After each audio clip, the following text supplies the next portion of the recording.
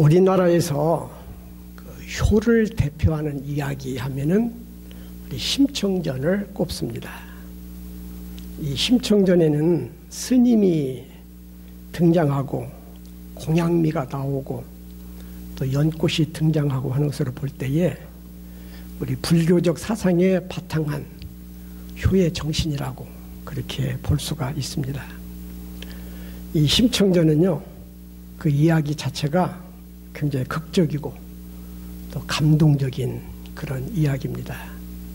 특히 우리나라 창으로 이 심청가를 부르면은요, 막 가슴이 뭉클하고, 그리고 막 감동이 얼마나 강한지 몰라요. 네. 우리 딸의 희생으로 맹인이었던 아버지가 눈을 뜨게 된다는 그런 이야기는 참으로 감동적입니다. 그런데 이 심청전 이야기 속에는 우리 성서적 입장에서 보면은 문제점이 여러 가지가 있어요. 문제점이. 그건 뭐냐면 첫째는 인신제사. 아버지 눈을 뜨게 하기 위해서 딸이 바다에 풍덩 빠져 죽는다는 것은 우리 기독교적 입장에서는 용납이 안 되는 사실입니다. 그리고 아버지가 눈을 뜨는 것은 희극이지만 딸이 바다에 빠져 죽고 난 다음에 그 딸을 잃었던 아버지의 슬픔이 얼마나 컸겠어요. 저 같으면 차라리 눈 안 뜨고 말지 딸 바다에다 던지지는 않을 것 같아요. 그리고 딸이 바다에 빠진 그 이후로 앞을 보지 못하는 아버지가 홀로 지내던 그 세월이 얼마나 고통스럽겠어요. 뺑덕어멈한테 사기도 당하고요. 이용당하기도 하고 그러잖아요. 에? 그러면 눈 뜬 후에 즐거운 생애보다도 딸이 죽고 난 다음에 지냈던 그 고통의 세월이 훨씬 컸을 것으로 생각이 되지고, 그래서 어떤 면에서는 차라리 맹인으로 딸과 함께 사는 것이, 딸이 바다에 빠져 죽었다가 그 견딜 수 없는 마음의 고통과 또 도와줄 자 없는 그 외로운 생활을 이렇게 하다가 늙음아지게 눈 떠서 잠시 이렇게 세상을 보며 사는 것보다는 나을 것 같다, 그런 생각이 들어요. 이 심청전은 감동적인 이야기는 하지만 그러나 공상적이고 비현실적인 사건입니다. 사실은 바다에 빠져 죽었다가 연꽃하고 다시 환생하는 것은 현실 세계에서는 일어날 수 있는 일이에요? 일어날 수 없는 일이에요? 일어날 수 없는 얘기죠. 또 물에 빠져 죽었다 살아난 처녀가 왕비가 되는 것도 이건 상상 속의 이야기지 실질적으로 일어날 수 있는 얘기는 아니다, 이거야. 아니다. 그래서 이 심청 이야기는 참 감동적인 그런 이야기이긴 하지만 그런 실질적으로 여러 가지 문제를 안고 있다, 그렇게 볼 수가 있습니다. 우리 조선시대 때에 우리 민족의 정신을 지배했던 유교의 효 사상을 한번 살펴보면 어떠냐 하면은, 우리 유교의 경전 중에 효경, 효를 가르치는 경전이 있습니다. 그 효경에 보면은 이런 말이 있어요. 신체의 발부는 수지 부모니 불감 회상이 효지시하여 입신 행도하고 양명 어우세하여 이연 부모가 효지 종야니라. 몸과 살은 어버이께 받은 것이니 훼손하지 않는 것이 효도의 시작이요. 몸을 세워 올바른 도리를 행하며 이름을 후세에 떨쳐 어버이의 이름을 빛나게 하는 것이 효도의 전분이라. 이렇게 됐어요. 예? 이게 부모님이 주신 몸을 훼손하지 않는 것이 이게 효도의 시작이래요. 네. 그러니까 성형수술 하신 분들은 회개해야 돼. 네. 그리고 크게 성공해가지고 부모의 이름을 빛나게 해주는 것이 효도의 전부다. 이렇게 얘기를 했어요. 그러니까 부모님이 나를 낳아주셨는데 내가 잘 성장해서 훌륭한 인물이 돼가지고 내 이름도 내고 부모님이 내 이름도 빛내게 하는 것은 좋은 일이죠. 장한 일이에요. 그러나 문제는 후세의 이름을 떨쳐 부모의 이름을 빛나게 하는 일을 아무나 할 수 있는 일 아니에요, 이거요. 에? 아무나 할 수 있는 일이 아니에요. 특출한 사람만이 할 수 있는 일이기 때문에 유괴 입장에서 보면은 아무나 효도할 수 있는 것이 아니라는 그런 문제를 제기를 합니다. 유교에서는 부모님 사후에도 정성껏 섬겨야 된다고 그래가지고 장례식이라든지 제사를 예로서 모셔라 해서 참 장례도 복잡했고요. 그리고 1년상 3년상 부모님이 돌아가시면 1년 길게는 3년 동안 묘소에다가 초막을 짓고 묘소 옆에 거주하면서 목욕도 안 하고 말이죠. 그러면서 부모님들을 기렸던 그런 생활을 해왔습니다. 그런데 이게 후손들을 보통 불편하게 하는 게 아니에요. 그래서 현대에 이르러서는 이런 유교적인 장례와 제사 풍속이 거의 다 없어졌습니다. 거의 다 없어졌어요. 그러면은 우리 기독교에서는 이 효를 어떻게 생각하고 또 어떻게 가르치느냐, 우리 기독교적인 효는 어떤 것이냐 하는 것인데, 우리 기독교에서는 효를 인간 도리 중에 으뜸으로 여깁니다. 그리고 우리 기독교에는 중요한 법이 있는데 그걸 십계명이라고 그래요. 계명은 우리 기독교에서 최고의 법이 계명이에요. 계명. 근데 그 십계명은 10개의 계명으로 되어 있는데 첫째 계명부터 넷째 계명까지는 하나님께 대한 도리를 알려주고 있어요. 그리고 5번째부터 10번째까지는 인간 도리를 가르쳐주고 있는데, 인간 도리 중에 첫째, 그러니까 5째 계명이 내 부모를 공경하라 하는 것입니다. 그러니까 인간 도리 중에서 부모에게 효도하는 것이 첫째라 이거예요. 첫째. 네? 첫째. 네. 그런데 우리 기독교에서는 부모에게 효도하라고 그러는데 어떻게 효도하라고 그러느냐 하면은 오늘 읽은 성경 말씀에 보니까 따라서 봐요. 내 부모를 공경하고 부모에게 순종하라. 네. 공경과 순종, 이것이 우리 기독교에서 말하고 있는 효의 방법입니다. 방법. 그래서 우리 성경에서는 효를 이야기할 때에 대표적인 효도를 한 사람이 누구냐면은 룻이라고 하는 여인이에요. 룻이라는 여인. 이 룻이라는 여인이 우리 성서에 나오는 인물 중에서 대표적인 효부인데, 그 이야기는 이렇습니다. 유다 베들레헴에 엘리멜렉이라고 하는 사람이 살았어요. 그런데 그 지방에 기근이 들어가지고 먹고 살기가 힘들어.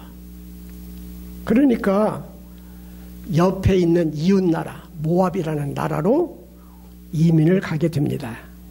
그 이민을 갈 때에 엘리멜렉은 아내인 나오미와 또 아들인 말론과 기럨 두 아들을 데리고 4식구가 모압으로 이민을 가게 됩니다. 그런데 모압 땅에 가가지고 얼마 지나지 않아서 가장인 엘리멜렉이 죽어요. 죽어. 그러니까 나오미가 두 아들을 결혼을 시킵니다. 그래서 모압의 여인 중에서 괜찮다 생각되는 두 세댁을 구해가지고 결혼을 시키는데, 큰아들인 말로는 오르바라는 여인과 결혼을 하고 둘째 아들인 기럨은 룻이라는 여인과 결혼을 해요. 그래가지고 이 두 아들들이 참 아기자기하게 행복하게 살면 얼마나 좋았겠어요. 그런데 불행하게도 모압에 이민 간 지 10년 만에 두 아들이 병이 들어가지고 죽게 됩니다.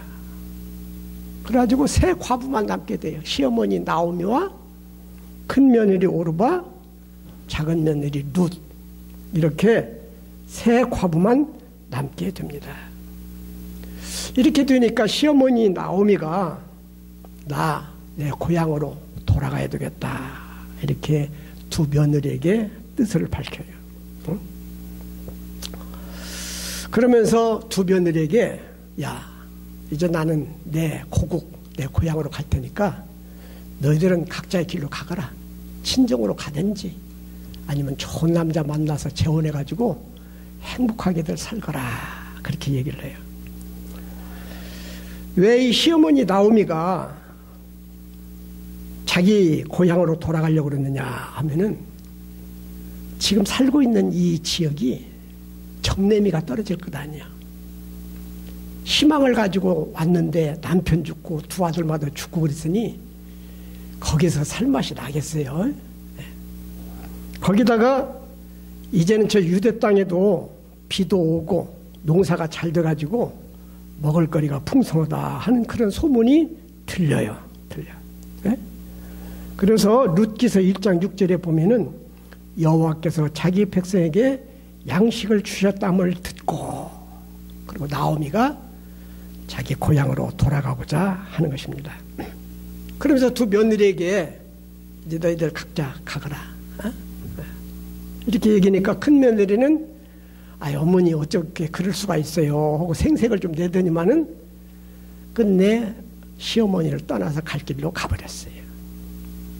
그런데 작은 며느리인 룻은, 어머님, 어떻게 어머님 혼자 두고 내가 내 길로 갈 수가 있겠어요? 저 어머니 따라가겠어요? 어머니의 조국이 내 조국이고, 어머니가 믿는 하나님이 나의 하나님이고, 어머님 가시는 길에 나도 가고, 어머니 죽으시는 곳에 나도 죽어 거기에 장사 지낼지언정 절대 어머님을 떠나지 않겠습니다 하고 끝까지 어머님을 붙듭니다. 그런데 이 작은 며느리 룻이 왜 이 시어머니를 따라가고자 하느냐?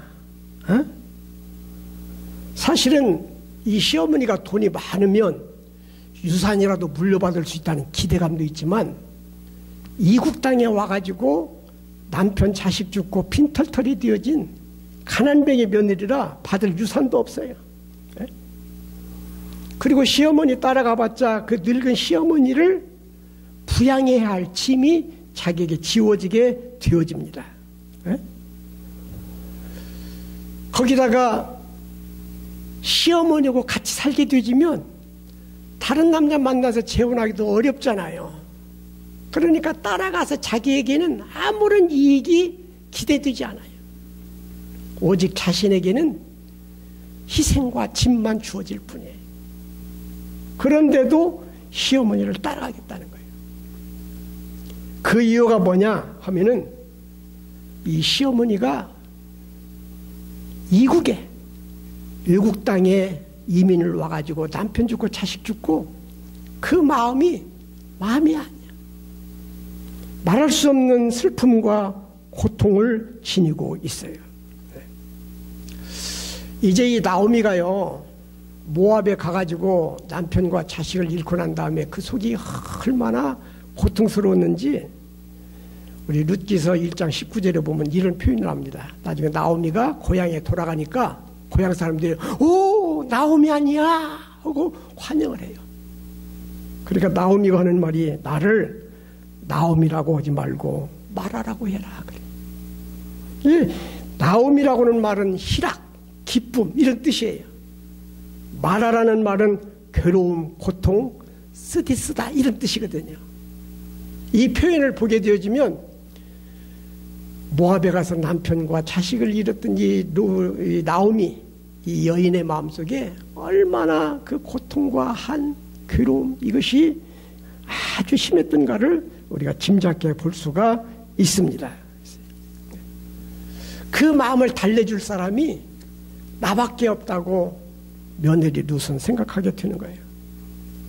그리고 이제는 나이가 지긋이 먹어가지고 늙은 이 시어머니, 그에게는 누군가 부양할 사람이 있어야 되는데 이제는 남편도 죽고 자식도 죽었으니 누가 그를 보살피겠어요. 며느리 된 나라도 이 늙은 시어머니를 내가 부양해야 된다는 그런 의무를 가지게 된 것입니다. 또 한편으로는 이 시어머니가 며느리를 위하는 마음이 있어.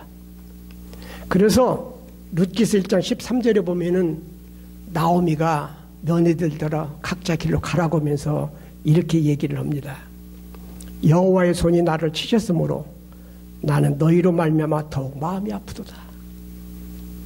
나도 마음이 아프지만 새파랗게 젊은 나이에 남편 죽고 홀로 된 너희들 볼 때에 내 마음이 너무 아프다고. 그러니까 이 시어머니 나오미도 자기만 생각하는 게 아니라 남편 잃고 과부된 그 며느리들의 딱한 처지를 해석하게 여기면서 그들을 위하는 마음 가지고 친정으로 가든지 새로운 남자 만나서 새 가정 이루든지 너희들 행복하게 가서 살 거라, 이런 배려를 하고 있는데, 이렇게 며느리를 생각해주고 사랑해주는 이 시어머니를 어떻게 박절하게 어머님 잘 가세요 빠이빠이 하고 보낼 수가 있느냐 이거예요. 이런 어머니를 내가 모셔야 되겠다는 거예요. 모셔야 되겠다. 그래서 이 며느리 룻이 시어머니 나오미를 따라서 유대 베들레헴에 갑니다. 거기 가가지고 이삭 줍기를 하면서 양식을 구해서 시어머니를 부양을 해요. 그런데 이삭 줍기 할 때도 자기 멋대로 가서 이삭을 줍는 게 아니라 시어머니에게 상의를 해요. 어머님, 내가 밭으로 가서 누구에게 은혜를 입으면 그를 따라서 이삭을 줄까 합니다. 어? 내가 밭에 가서 누구의 집이든 이삭을 줍는데 이삭 줍지 마 그러지 않고 이삭 줍기를 허락하면 내가 그래서 이삭을 주어가지고 양식을 삼을까 합니다 하니까 나오미가 따라갈지어다. 그래서 이 룻은 말이죠, 시어머니를 따라가지고 지멋대로 하는 게 아니라 늘 어머님하고 의논하고 상의하고 그러면서 어머님의 말씀에 순종하는 모습을 보여요. 그래서 이 룻이 밭에 나가지고 이삭 줍기를 하는데 그게 누구의 밭이냐면은 보아스라고 하는 사람의 밭이었어요.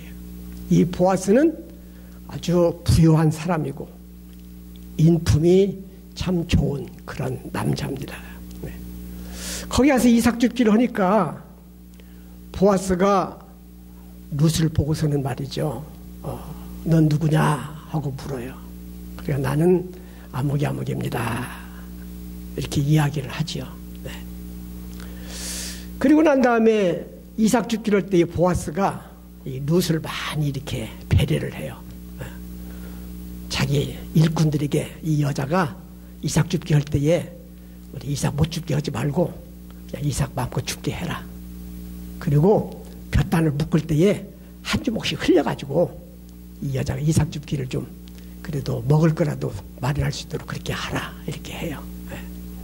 그러니까 이 룻이 말이죠, 보아스의 밭에 가가지고 매일마다 이삭 줍기를 하게 됩니다.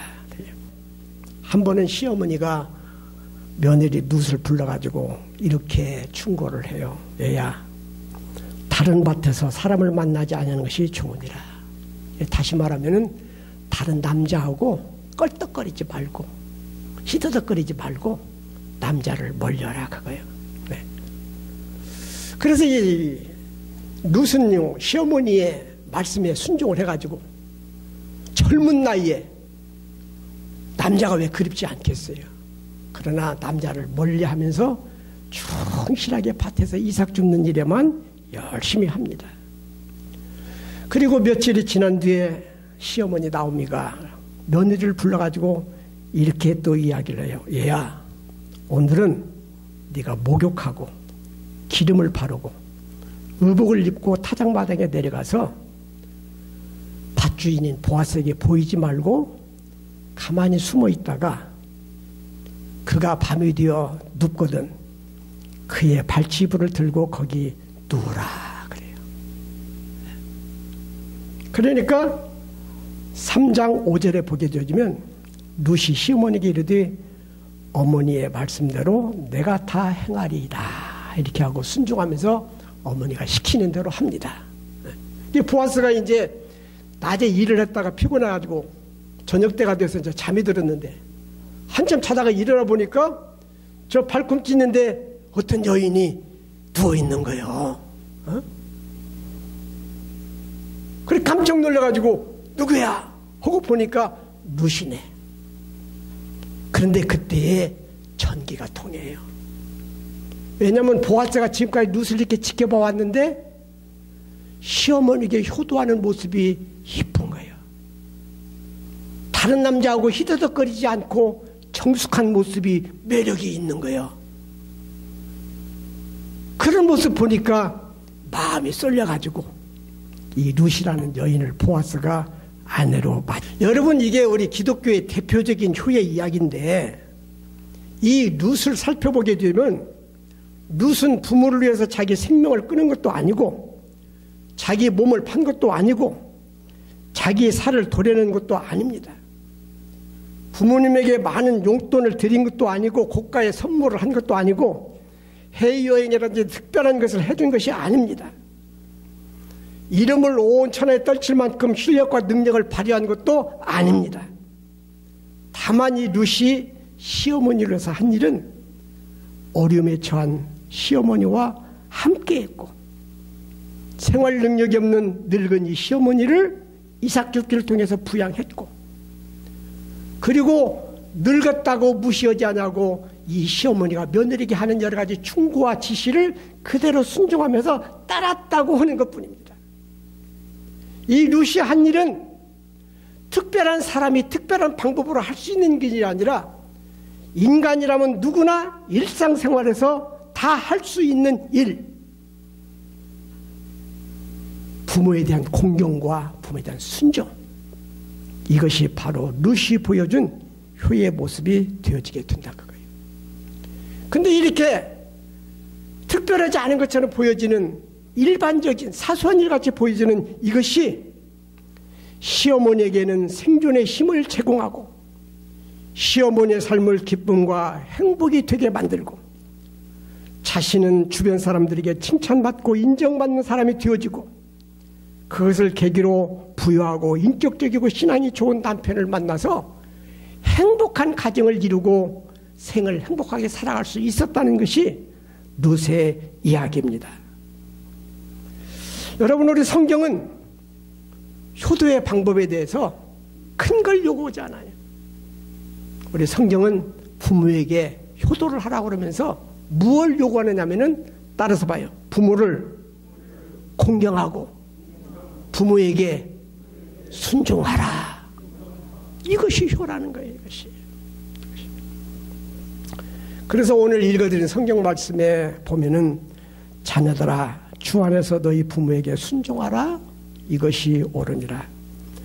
네 아버지와 어머니를 공경하라. 이것은 약속이 있는 첫 계명이니 이로써 네가 잘되고 땅에서 장수하리라 그랬어요.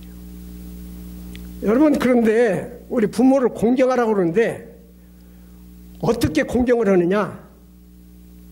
우선 부모의 수고와 정성을 알아주는 것이 부모를 공경하는 것이에요.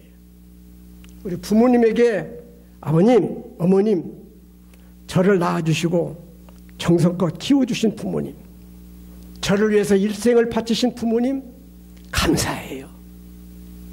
이것이 공경이에요. 부모님, 저 낳아서 키우시느라고 고생 많이 하셨어요. 저를 위한 사랑과 희생 제가 다 알아요. 간단한 말 한마디지만 이것이 부모님을 한없이 기쁘고 행복하게 만듭니다. 자식들이 부모에게 하는 말 중에서 부모에게 가장 큰 상처가 되어지는 말이 무엇인지 아십니까? 아버지, 나에게 해준 것이 뭐예요? 어머니, 나에게 해준 것이 뭐예요? 다른 애들은 유학까지 보내줬다는데 왜 나는 대학도 안 보내줬어요? 이런 말이 부모에게는 정말 가슴을 토려낸 듯한 상처를 안겨주는 말이 되어집니다. 그러나 나를 낳아주시고 길러주시기 위해서 온갖 고생하신 부모님의 그 정성만을 알아주는 것만으로도 부모님들이 하는 기쁨과 행복이 되는 거예요. 또 부모의 존재를 귀하게 여기는 마음이 공경하는 한 방법입니다. 부모님이 계시니까 마음이 든든해요. 부모님이 계시니까 우리 형제들이 그래도 자주 모일 수 있게 돼 참 좋아요. 할머니, 할아버지 사랑에 우리 아이들이 행복해하고 밝게 자라고 있어요. 이렇게 해서 부모님들이 계시는 것 자체가 존귀하다는 것을 표현하는 것이 바로 부모를 공경하는 방법입니다. 우리가 무슨 일을 할 때 부모에게 같이 의논하는 것도 부모를 공경하는 하나의 방법이에요. 어머니, 우리 김장할 때에 소금을 얼마나 넣어야 돼요? 내가 알고 있어도 모르는 척하면서 부모님이 가지고 있는 지식, 부모님이 가지고 있는 생활치에 이것을 구하면서 의논하는 것도 부모님을 인정하는 것이고 부모의 존재 가치를 높여주는 일이고 그게 부모를 공경하는 하나의 방법이 될 수가 있습니다. 효심이 없는 자식들은 부모님에게 그렇게 쏴붙여요. 잠자고 계세요. 주는 밥이나 먹고 가만히 계세요. 이건 불효막심한 원행이에요. 이건 공경과 반대되는 그러한 모습입니다. 부모의 처지를 이해해 주는 것도 부모를 공경하는 방법입니다. 늙은 부모님이 가난하게 살 때에 노후 대책도 안 세우고 뭐 했어요? 하고 부모님을 질책하는 모습이라든지 왜 이렇게 기운이 없어요? 왜 맨날 아프기만 해요? 이것은 부모의 마음을 아프게 하는 무서운 흉기가 되어집니다. 부모님이 가난하면 내가 생활비를 다 대주지 못할지라도 조그만한 용돈에다가 주면서 어머니 적지만 생활에 보태 쓰세요. 이러는 자세. 몸이 아프다고 할 때에 병원에 모시고 가고 약이라도 지어다가 주면서 어머니 아프지 마시고 오래오래 장수하세요. 이런 따뜻한 말 한마디, 이게 바로 부모를 공경하는 그런 방법이다 이거예요. 그리고 또 한 가지는 부모에게 순종하라고 그랬잖아요. 부모님 무슨 얘기할 때에 잔소리 좀 그만해요. 이건 불효자의 모습이고요. 비록 그것이 합당치 않게 보여지고 그것이 사실에 맞지 않는 것이라고 생각되어도 어머님 명심하겠습니다. 아버님 참고할게요. 그러면서 부모님 말씀을 받아들이고 거기에 순종하는 모습을 보이는 것이 효도의 모습이다 하는 것입니다.